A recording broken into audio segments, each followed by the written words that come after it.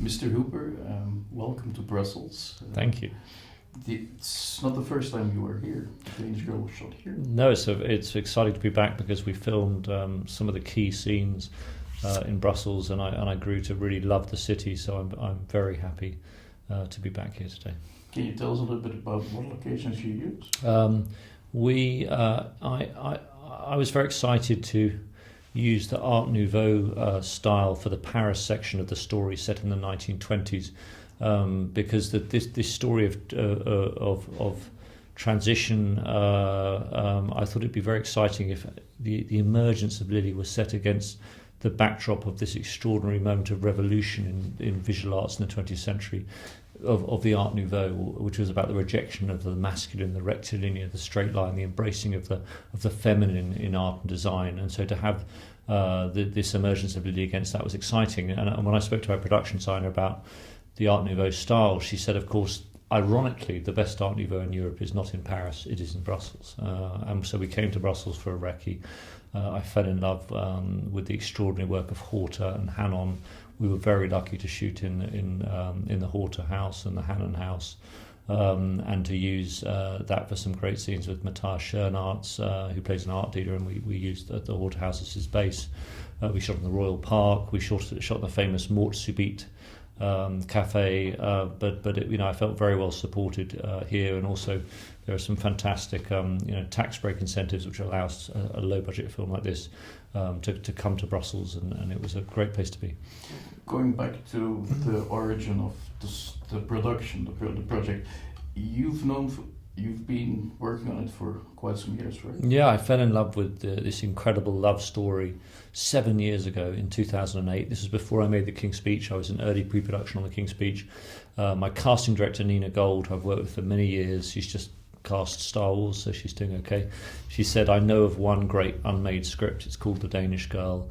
And for 7 years I wanted to make this film, and I think after The King's Speech and Les Miserables I had this moment in time when I could get a passion project made, and not only is it a great story, I was surprised and amazed that these extraordinary courageous pioneers, this transgender artist was not known throughout the world. I mean, I was amazed that history had sort of marginalised Lily's story, and I wanted to bring it to the world's attention if I possibly could.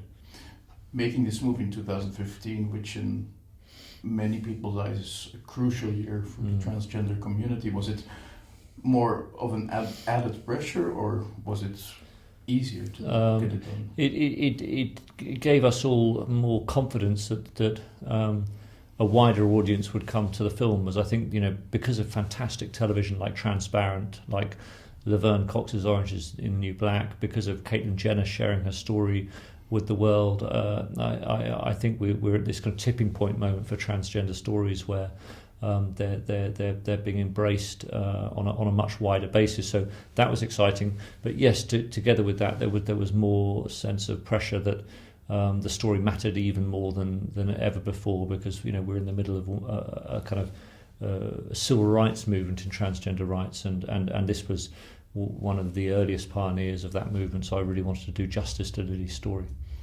What made you think of Eddie as the perfect?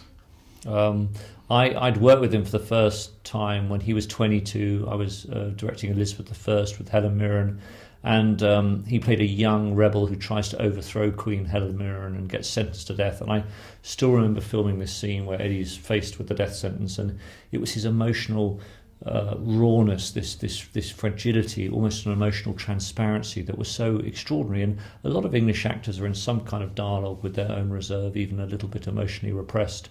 And he stood out as someone who had this incredible emotional facility as an actor, as an English actor, which excited me. And then it's also, he's been drawn to playing women's roles before. At school, his first professional job was Mark Rylance. The great Mark Rylance asked him to play Viola in Twelfth Night. So so there was something in Eddie that was drawn to the feminine, which I thought would be a really exciting combination.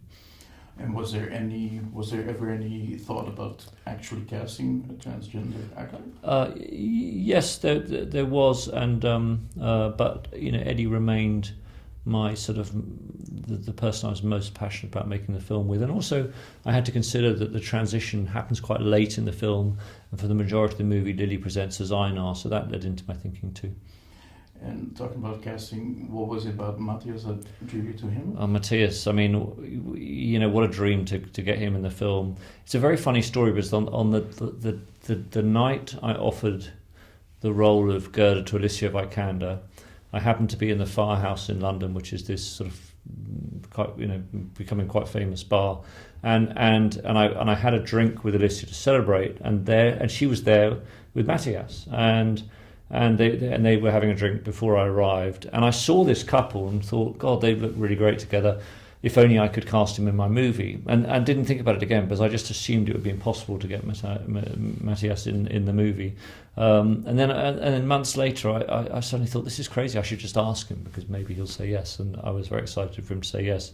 He's such a formidable talent, Matthias. And what I thought in this film, he acts so well with both Alicia and Eddie, and he has a great generosity, Matthias, where he allows the other actor to be the centre of attention, and he has a stillness and a maturity, which is great. And also his sort of I liked the contrast of his sort of very alpha male sexuality with Lily's emergent sexuality. So it was great for the film.